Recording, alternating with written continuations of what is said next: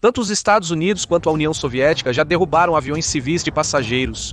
Hoje vamos contar por que essas situações aconteceram e vamos te explicar o motivo. A Ucrânia também tem bastante culpa pelo que aconteceu com o voo MH17 da Malaysian Airlines, derrubado em 2014 por milícias pró-Rússia no Donbass. Como contamos há aproximadamente um mês neste vídeo, na Convenção de Chicago foi a primeira vez que se estabeleceram leis aeronáuticas comuns para todos os países, nas quais se proibia expressamente invadir o espaço aéreo de outro país sem permissão, derrubar aviões civis e outros pontos semelhantes. Mas no final, embora essas coisas estejam proibidas, elas acabaram acontecendo. Quando um avião comercial é derrubado, na maioria das vezes é porque ele é confundido com uma aeronave inimiga, ou até mesmo com um míssil inimigo. Em uma situação de tensão entre dois países, com a incerteza sobre o que está se aproximando do seu território, decide-se derrubar a aeronave. Mais do que tudo, por medo de que estejam te atacando. E para mostrar isso, vamos apresentar dois casos. Um em que a União Soviética decidiu derrubar uma aeronave comercial e outro em que os Estados Unidos decidiram derrubar uma aeronave comercial. Para que você veja que nessas situações não existem mocinhos nem vilões, essas coisas quase sempre são erros. É importante dizer que a complexidade dessas derrubadas é enorme. Muito mais do que vamos conseguir mostrar para vocês nesses 15 minutos em que vamos juntar vários. Por isso, para aqueles que sabem perfeitamente o que aconteceu em cada caso, vão perceber que há detalhes que decidimos deixar de lado, simplesmente porque não dá tempo. Primeiro, vamos comentar sobre o voo 007 da Korean Airlines, abatido pela União Soviética em 1º de setembro de 1983. Um Boeing 747-200 partiu de Nova York com destino a Seul, capital da Coreia do Sul, fazendo escala em Anchorage, Alasca. Tudo ocorreu normalmente até o pouso em Anchorage e a decolagem novamente. A aeronave decolou em direção ao norte e deveria fazer uma manobra para depois se orientar rumo a Seul, mas essa manobra não foi realizada corretamente e o avião começou a se desviar cada vez mais, em relação à rota planejada. Na cabine, ninguém percebeu essa pequena diferença em relação à rota original, então continuaram normalmente. E é aqui que vem a grande coincidência. Coincidentemente, naquele momento, havia um avião RC-135, um avião militar americano, que tem um tamanho semelhante ao do Boeing 747 ao redor da península de Kamchatka, entrando e saindo do espaço aéreo soviético para monitorar as comunicações dos soviéticos. Mas como o Boeing 747 da Coreia havia se desviado de sua rota original, ele estava indo em direção à península de Kamchatka sem perceber. Além disso, coincidiu que justamente o RC-1035 saiu do alcance dos radares e, ao mesmo tempo, o Boeing 747 entrou no alcance dos radares.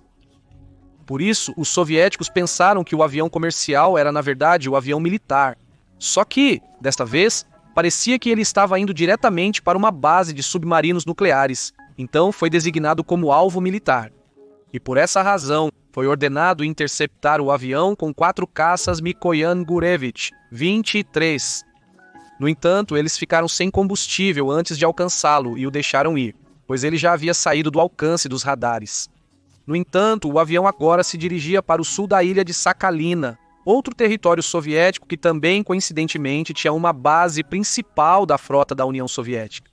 E por isso, assim que foi detectado pelo radar, 2 Sukhoi 15 decolaram para interceptá-lo e desta vez conseguiram realmente se posicionar atrás do Boeing 747, mas lembro que era noite, então eles não conseguiram diferenciar o Boeing 747 do RC-135 que realmente estavam procurando, e o que fizeram foi disparar como aviso ao lado da aeronave. Mas, de novo, aconteceu que o avião, no momento em que os tiros foram disparados, o avião começou a virar para o outro lado. E isso fez com que os pilotos não vissem as balas e que os pilotos dos caças soviéticos interpretassem isso como uma manobra evasiva. Portanto, decidiram derrubá-lo com um míssil K-8 infravermelho que danificou gravemente o Boeing 747, tirando a vida das 269 pessoas que estavam a bordo.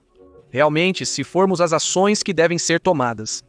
Diante de uma incursão inimiga no espaço aéreo, a União Soviética dizia o seguinte: não se pode abrir fogo contra uma aeronave intrusa. Os caças devem forçar a aeronave a pousar e também, no ponto seguinte, disse que os caças devem usar tiros de advertência em primeiro lugar. Caso não obedeça, proceder-se-á à derrubada, e foi exatamente isso que aconteceu. Em primeiro lugar, os soviéticos fingiram que nada tinha acontecido, como se nada tivesse ocorrido, até perceberem que isso era completamente insustentável e recuaram. Mas o conflito não escalou, apesar de ter ocorrido em um momento muito tenso da Guerra Fria. Porque se entendeu que foi por engano e, como em todos os acidentes, algo foi mudado. E, neste caso, foi acrescentado um ponto à norma da Organização da Aviação Civil Internacional que proíbe o uso de mísseis em processos de interceptação de aviões civis e obriga a estabelecer comunicação antes, seja por rádio ou por sinais de luzes, e foi criado um padrão com esses sinais. O segundo caso que trazemos para este vídeo é o voo 655 da Iran Air, abatido pelos Estados Unidos, no dia 6 de julho de 1988, no Estreito de Hormuz, resultando na morte de 290 pessoas. Esse voo originalmente fazia a rota Teherã-Dubai, com escala em Bandar Abbas, cidade iraniana localizada no Estreito de Hormuz. Para contextualizar, Irã e Estados Unidos foram aliados na década de 70. Mas no final dessa década, com a Revolução de 1979, houve uma mudança de regime e de ideologia, encerrando as relações com os Estados Unidos, e desde então passaram a ser inimigos. Por essa razão, apesar de hoje em dia não serem aliados, o Irã ainda tem F-14 americanos como aviões caças bombardeiros, porque foram entregues em 1976, quando eram aliados. Bom, o problema desse abate começa com a geografia do Estreito de Hormuz. Qualquer navio que queira sair do Golfo Pérsico precisa passar por esse estreito. Naquela época, estava acontecendo a guerra entre o Iraque e o Irã, e a tensão no Golfo era muito alta. É importante lembrar que 20% do petróleo mundial precisa passar por esse estreito. Diante das hostilidades frequentes do Irã contra petroleiros vindos do Kuwait, os Estados Unidos escoltavam alguns desses navios que precisavam cruzar o estreito. E apenas um ano antes, mísseis foram disparados contra uma fragata americana, resultando na morte de vários marinheiros. E é por isso que, a partir desse incidente, os Estados Unidos avisaram oficialmente que os aviões comerciais que sobrevoassem a região deveriam monitorar duas frequências de rádio, uma civil e uma militar, caso algum navio americano pedisse para identificá-los. Mas, como vocês devem se lembrar do vídeo anterior, comentamos que cada país é soberano sobre 12 milhas náuticas a partir de sua costa em direção ao mar. Bom, no dia do incidente, os Estados Unidos tinham seus navios em águas territoriais iranianas, já que naquele dia, o United States Ship Vincennes, um cruzador de mísseis guiados, estava voltando de uma missão de escolta quando um helicóptero americano relatou disparos de uma barcaça iraniana. E, portanto, o Vincennes foi naquela direção para confrontá-los. Paralelamente a isso, foi detectado por radar o A-300 do voo 655 decolando da cidade de Bandar Abbas. O problema é que ele foi confundido com um F-14 iraniano que estava indo diretamente em direção a eles. Rapidamente começaram a enviar avisos pela frequência de rádio militar mencionada anteriormente, mas o avião iraniano não estava monitorando essa frequência. Foram relatados até 7 avisos nessa frequência e, no final, decidiu-se enviar mais 3 avisos na frequência civil, mas não houve resposta. Lembro que, desde o Vincennes, eles achavam que era um F-14 iraniano, e era assim que o chamavam pelo rádio.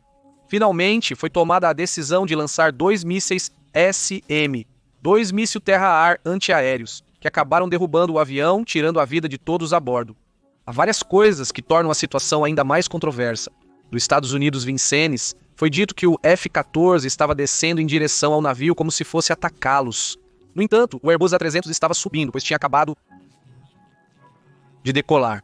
Além disso, e aqui vem o ponto complicado, os americanos sabiam que os F-14 iranianos já não tinham mísseis ar-superfície e, portanto, teoricamente não poderiam atirar contra eles.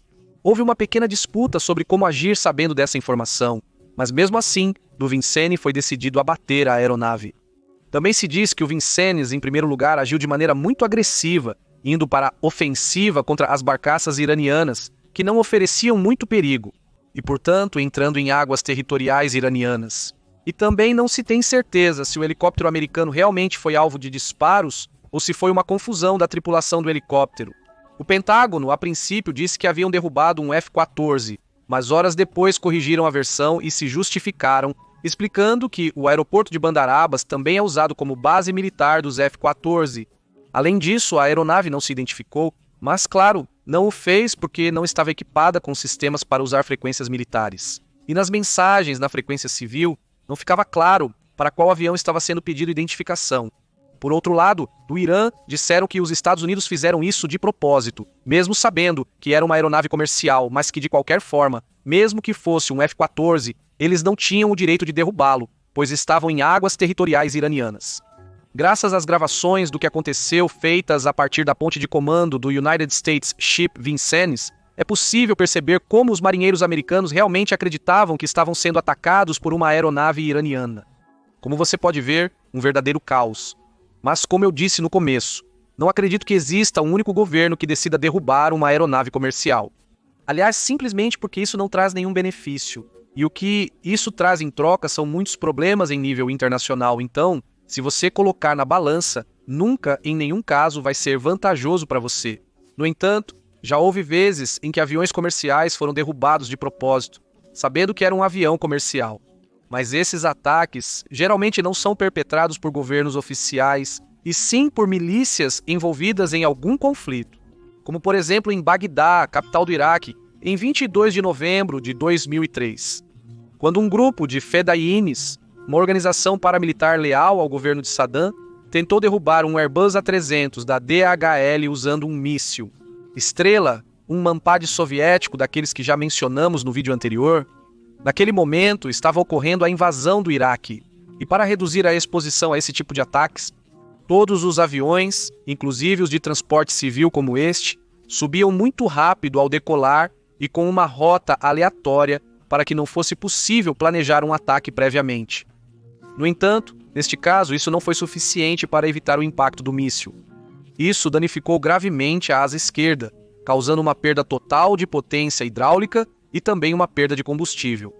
Ao deixar os sistemas hidráulicos do avião fora de serviço, os pilotos tiveram que voar apenas com os motores, dando mais ou menos potência de forma diferencial para cada lado, para conseguir virar e dando ou tirando potência de forma simétrica para subir ou descer.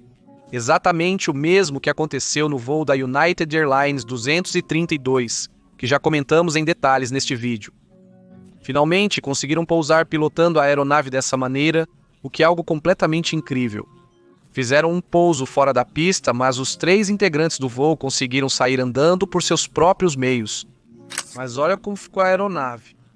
Algo parecido aconteceu na Ucrânia, mas com um resultado muito pior no voo da Malaysian Airlines MH17, em julho de 2014, no qual perderam a vida 298 pessoas, entre elas 80 menores de idade, sendo a derrubada de uma aeronave civil na qual mais pessoas perderam a vida. Para tentar entender a situação, é preciso lembrar que isso aconteceu no leste da Ucrânia, na região de Donetsk, onde em 2014 estava começando um conflito bélico entre os ucranianos e separatistas pró-russos. Conflito que em 2022 acabou se transformando na atual guerra que todos conhecemos. Em março de 2014, alguns meses antes desse acidente, algumas companhias aéreas deixaram de sobrevoar o leste da Ucrânia por medo do conflito, já que desde o início ocorreram vários abatimentos de aeronaves militares. Mas, principalmente, os abatimentos ocorreram pelo uso de MANPADS, e não havia informações de que na região existissem sistemas de defesa antiaérea com maiores capacidades.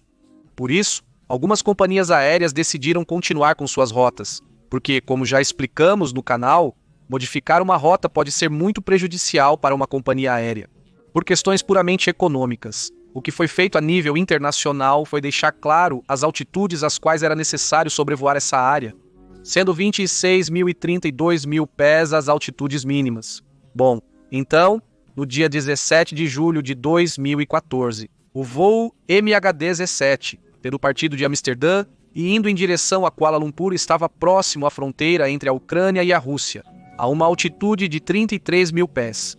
Ele teve que desviar para o norte por causa do mau tempo e sobrevoou o Donbass, onde foi atingido por um míssil antiaéreo perto da cabine do avião, causando uma despressurização explosiva e partindo a fuselagem nas partes dianteira e traseira, lançando os passageiros para fora e fazendo com que caíssem de uma altura de 10 quilômetros até o chão. Sim, você entendeu direito. O avião se desfez no ar e os passageiros caíram individualmente até o chão. Por essa razão, os destroços do avião também se espalharam por uma área muito extensa, dificultando as tarefas de recuperação. A cena foi tão devastadora que as pessoas que moram na região e puderam ver dizem que literalmente viram chover corpos e pedaços de avião do céu. Analisando as caixas pretas do avião, é possível ver que não houve nenhum problema durante o voo, até que, de repente, as gravações pararam. Pode-se dizer com total segurança, por mais que a Rússia tenha negado até agora, que o avião foi atingido por um míssil 9037 BUK, míssil soviético. É muito provável que os separatistas pró-Rússia tivessem esse míssil em suas mãos no momento do acidente. A Rússia, por sua vez, diz que a Ucrânia também tinha esse sistema de mísseis, e chegaram até a sugerir que o MH-17 foi derrubado por um Sukhoi 25 ucraniano com um míssil AR-AR. Aviso: o que você vê nesta foto não é um Sukhoi 25, é na verdade um MiG-29, mas os russos apresentaram esta foto e disseram que estavam sendo atacados por um Sukhoi 25. Não faz nenhum sentido, é claro, ninguém acreditou neles, não faz sentido. Sabe-se que o avião foi atingido por um míssil por vários motivos. O primeiro deles é que, ao observar os destroços encontrados, como as partes da cabine, é possível ver com total segurança que ela foi atravessada por projéteis com grande energia cinética. Em outras palavras, há estilhaço da explosão de um míssil. Também foram encontrados dentro dos corpos dos pilotos e dentro da cabine pedaços desses projéteis com a mesma forma e material que os de um míssil Buk. Outro ponto importante que foi encontrado ao analisar os gravadores de áudio da cabine é um estrondo logo antes de eles pararem de gravar. Havendo 4 gravadores de áudio em diferentes posições dentro da cabine, e ocorrendo esse estrondo em tempos diferentes, pode-se assumir a direção da explosão em relação ao avião. E isso indica que a direção do míssil possivelmente veio de posições sob controle das milícias pró-russas. Outro ponto a mencionar é que, a nível internacional, a Ucrânia foi muito criticada por não ter fechado o espaço aéreo em 2014, já que, se tivessem feito isso, esse acidente poderia ter sido evitado, sabendo das altas possibilidades de que algo assim acontecesse. Mas a verdade é que, na maioria dos conflitos bélicos, os países envolvidos raramente fecham o espaço aéreo. Geralmente são as companhias aéreas que decidem não sobrevoar a região. E por essa razão, para evitar esse tipo de acidente, não é tão ruim que tenham fechado os espaços aéreos neste momento em que há tanta tensão? Bem, há um último acontecimento que acho bastante importante lembrar e, acima de tudo, informar sobre ele. Em 2021 aconteceu algo muito estranho e que você provavelmente se lembra. Dizem que a Bielorrússia basicamente sequestrou um Boeing 737 da Ryanair, mas como isso aconteceu? Bem, o voo originalmente tinha origem em Atenas e destino a Vilnius, a bordo de um Boeing 737 da Ryanair, com horário de saída local às 7h29 do dia 23 de maio. No entanto, por volta das 9h26, foi recebido um e-mail supostamente do Hamas, no qual se afirmava que havia uma bomba a bordo, e que, se Israel não cessasse as hostilidades em Gaza, o artefato seria detonado assim que a aeronave estivesse próxima de Vilnius, na Lituânia. Esta é a ordem do que aconteceu. Às 9h30, 4 minutos após a chegada do e-mail, foi informado pelo controle. 4 minutos após a chegada do e-mail, o controle de tráfego aéreo da Bielorrússia informou ao avião da Ryanair que havia informações de que transportavam um artefato explosivo a bordo e recomendaram o pouso em Minsk, capital da Bielorrússia, já que no e-mail diziam que poderia explodir se aproximassem de Vilnius. Do avião da Ryanair, para saber a veracidade, perguntaram de onde vinha essa informação. Responderam que essa informação vinha do aeroporto, onde haviam recebido o e-mail. Minutos depois, perguntam ao piloto qual decisão ele vai tomar. Mas para isso, o piloto pergunta: qual é a cor do código, verde, amarelo, âmbar ou vermelho? E informam que a cor é vermelha. Isso significa uma ameaça grave e iminente. E é aqui que o piloto decide não seguir para Vilnius e manter sua posição. 2 minutos depois, o piloto declara Mayday e informa que vai proceder ao pouso em Minsk. Essa decisão é comunicada às 9h47 e 1 minuto depois. É avisado ao Miko Yangurevich, 29 bielorrusso, para que se prepare e decole, mas isso não acontece. Ele só decola às 10h04. Enquanto isso, o Ryanair seguia rumo a Minsk e durante esse tempo recebia informações sobre como e onde aterrissar. Quando os pilotos perguntaram se a Ryanair, a empresa, já havia sido informada do que estava acontecendo, já que do avião eles não tinham como se comunicar com a companhia aérea, os controladores aéreos disseram que sim, que em 5 minutos avisariam a Ryanair e, enquanto isso, tudo continuava normalmente. O pouso acontece às 10h15 e os pilotos continuam perguntando repetidamente se há alguma informação sobre a companhia aérea. Continuam dizendo a eles que não. Depois que todos descem do avião e começam a procurar o artefato explosivo, algo inesperado acontece. Roman Protasevich, um conhecido jornalista e ativista contra o regime bielorrusso, é detido. No Ocidente, isso foi retratado desde o primeiro momento como um sequestro de avião por parte da Bielorrússia, ameaçando com Mikoyan Gurevich, 29, carregado de mísseis até em cima. É por isso que eu também apresentei dessa forma. No entanto, ao ver a linha do tempo que o documento oficial da Organização da Aviação Civil Internacional deixou abaixo, dá para ver que o Mikoyan Gurevich, 29, foi informado para decolar e interceptar o avião depois que os pilotos da Ryanair decidiram pousar em Minsk. Olha, eu não estou dizendo que não foi tudo uma história criada pela Bielorrússia. Os e-mails com os avisos de bomba foram magicamente apagados e só restaram registros deles por capturas de tela. Além disso, nunca ninguém assumiu ter enviado esses e-mails. A verdade é que tudo parece ter sido planejado pela Bielorrússia. No entanto, em nenhum momento o Ryanair foi ameaçado com o Mikoyan Gurevich, 29. Também é importante comentar que, em muitas ocasiões, há incursões no espaço aéreo inimigo por parte de caças. Isso é bastante frequente no Báltico, entre caças da OTAN e da Rússia. Ou, bom, melhor dizendo, era frequente quando as coisas estavam mais calmas. Hoje em dia, talvez, a coisa acabasse muito mal. Os lados decidem entrar no espaço aéreo inimigo e alguns caças decolam para interceptá-lo. Isso aconteceu com muita frequência e quase nunca acontece nada. Mas isso também acontece com bastante frequência entre a China e Taiwan, onde a Força Aérea Chinesa invade o espaço aéreo de Taiwan. E dizem que é provável que, no futuro, a China invada com mais frequência e ocupe mais território, cada vez até que Taiwan tenha que responder derrubando alguma aeronave e usar isso como pretexto para iniciar um conflito que justifique uma invasão da China a Taiwan. Muito obrigado por assistir a este vídeo. No final das contas, quando um avião comercial é derrubado, é algo terrível e, infelizmente, isso já aconteceu muito mais vezes do que mostramos neste vídeo. Mas, é claro, queríamos mostrar que tanto os Estados Unidos quanto a Rússia já fizeram isso, porque em muitas ocasiões, quando faço um vídeo em que os Estados Unidos saem mal na história, sou acusado de ser pró-Rússia.